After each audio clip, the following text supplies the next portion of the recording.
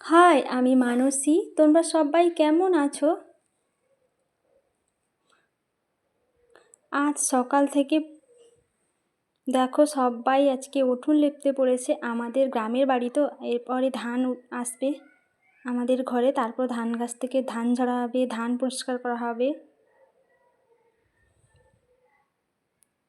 উঠোনটা লেপার পরে পুরো পরিষ্কার হয়ে গেছে, খুব সুন্দর লাগছে। প্রচুর প্রচুর ঘাস হয়েছিল।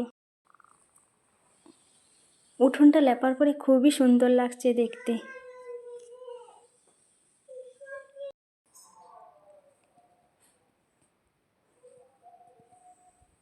তারপর দেখো আমার মেয়ে মিতুল আর ওর জেঠতুতো দিদি বুলবুলি শীতের কাঁচা মিঠে রোদ পোয়াচ্ছে, আর আমার বোন সবাই মিলে এখন ড্রয়িং করছে। কাঁচা মিঠে রোদ গায়ে পড়তেই যেন খুব সুন্দর লাগছে।